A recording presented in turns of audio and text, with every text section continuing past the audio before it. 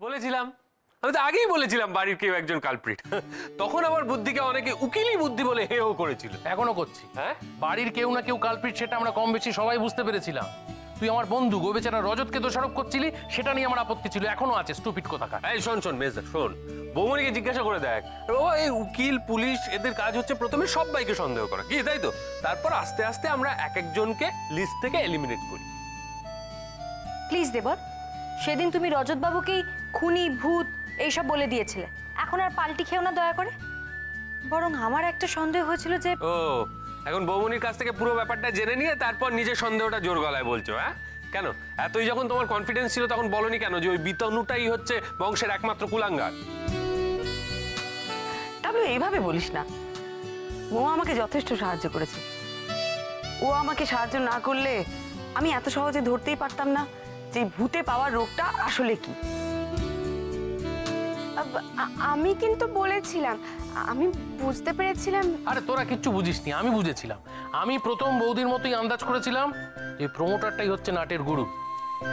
আরে সেই জন্যই তো আমি ওই রজতকে এই বাড়িতে নিয়ে এলাম, কেসটা দিলাম বৌদির কাছে। হ্যাঁ, একদম বাজে কথা বলো না তুমি আশিস। তুমি রজত বাবুকে নিয়ে এসেছিলে দিদিভাইয়ের কাছে ভূতের গল্প শোনানোর জন্য। কাল অব্দি বৌমনিকে সমানে কনভিন্স করার চেষ্টা করিয়ে গেছে যে ওই বেচারি কাকাটাই আসল কালপ্রিট। ভাগিস বৌমনি তোর কথা পাত্তা দেয়নি। কিন্তু তোরা যাই বল, আমরা কেউ ধরতে পারিনি মৃগাঙ্ক বাবুর চিরতার জলে ওই স্নিগ্ধা বিষটা মিশিয়েছিল। আমার একবার মনে হয়েছিল, কিন্তু দেখ তোরা কেউ বিশ্বাস করবি না বলে আমি বলিনি। বুঝে গেছি, সবাই এখন যে যার মতো ক্রেডিট নেওয়ার চেষ্টা করবি, তাই তো? আমি কিন্তু বলেছিলাম ওই ছোট ভাইটাই বদমাশ। হ্যাঁ, মিমি কিন্তু এই কথাটা বলেছিল, এটা কিন্তু ঠিক। মিমি, মিমি তুই কি করে বুঝলি রে? মা, এটা তো খুবই সিম্পল, আমি তো বৌমনিদের কথা শুনেই বুঝে গেছিলাম। আরে মিমি, তুই আজকাল কি খাচ্ছিস রে? কেন? না মানে যেভাবে তোর বুদ্ধি বাড়ছে দিন দিন, তুই কি ব্রাহ্মী শাক খাচ্ছিস? শোন, বলছি তোকে বৌমনি আগে থেকে বলে দিয়েছিল, তাই না? তোমরা না খুব খারাপ, খালি আমাকে সন্দেহ করো। আমি মাথা কাটিয়ে কিছু বের করতে পারি না। মিমি, এই না, অনেক আর কি হয়েছে, এবার একটা কাজের কথা বলতি। তুই আমায় বলতো ওই স্ট্রিকনিন বিষের ব্যাপারটা তুই ধরলি কেমন করে? মানে বাড়ির দুজনের যে বিষের কারণে মৃত্যু হয়েছে, এটা বুঝলি কি করে? তোদের ওই মহাদেবের প্রসাদ, হ্যাঁ, তোদের ওই সিদ্ধি খাওয়া দেখে আমার মনে হলো তোরা যা করছিস সুস্থ অবস্থায় কোনো মানুষ এটা করতেই পারে না। টাবলু, তুই কি করেছিলি তোর মনে আছে? আমি মনে নেই না? কি করেছিল গো দিদিভাই? তোর খাটটাকে দু হাতে তুলে ধরলো একেবারে একা। কি ও একা? হ্যাঁ, কত ভারী খাট। তোর মনে নেই না কিছু? আমি কি করেছিলাম গো?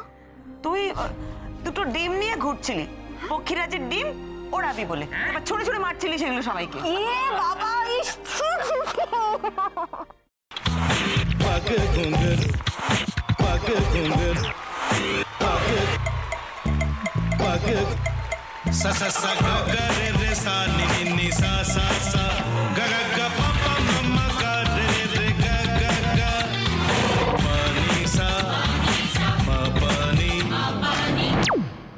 रे रे रे रे रे रे रे रे रे ग रे ग रे ग रे ग रे ग प प प प प म ग रे सा नि द ब सा प म ग रे सा नि द ब सा प म ग रे सा नि द ब सा। ভাতের সঙ্গেই খায়। তোমার ইলিশ মাছ অ্যাকচুয়ালি ভাতের সাথেই ভালো লাগে। এইবার আরেকটু জল লাগবে। হ্যাঁ, সর্ষে বাটা দিলে তো। তুমি বাজার করেছো কখনো? বাজার করেছি কখনো না, বাজারটা আমিই করি। কোথায় বাজার করো? আমাদের, হ্যাঁ, আমি বেলঘড়িয়া, মানে আমি খুব খাদ্য রসিক, সত্যি বড়। হ্যাঁ, মানে ধরো শনি রোববার হলেই আমার মনটা চুপচুপ করে। হ্যাঁ, দেখো ঠিক হচ্ছে কিনা, তারপর বলো। তোমার যাই এখানে ওখানে খেতে রেস্টুরেন্টে,